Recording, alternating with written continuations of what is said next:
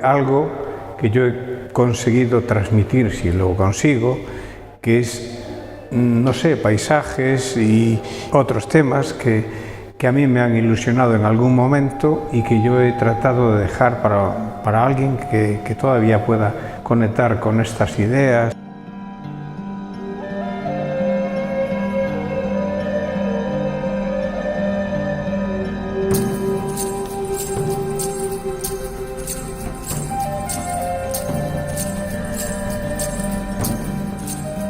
Lo que trato es muchas veces, en esos paisajes, sobre todo urbanos, de dejar constancia del paso del hombre, pero no al hombre en sí. No es el retrato uno de mis favoritos, temas favoritos. Me gusta más el paisaje, es más abierto, más espontáneo.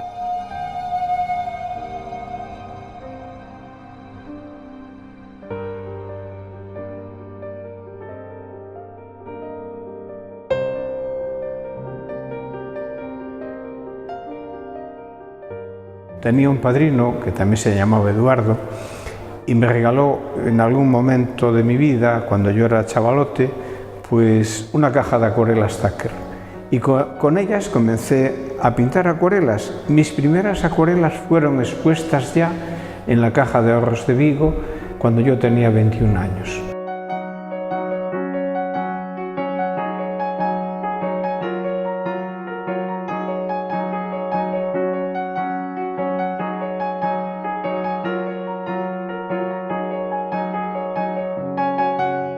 Mi madre me decía que cuando yo era pequeñito, que aún no hablaba bien, aún no pronunciaba bien las palabras, existía un frasco de pintura para los zapatos de los niños que era de la marca Búfalo y tenía un pincelito para dar el tinte. Y cuando se terminaba, mi madre me lo daba para mí para jugar. Y yo con aquel pincel empecé ya a pintar y le decía a mi madre: «Mamá, soy pintor». Y en aquel momento, en aquellas épocas, era cuando se cantaba Antonio Machín, aquella canción de «Pintor que pintas con amor». Y entonces yo, cuando intentaba pintar con aquel pincel, también cantaba «Pintor que pintas con mamó». Pues ahí comenzó ya mi historia con la pintura.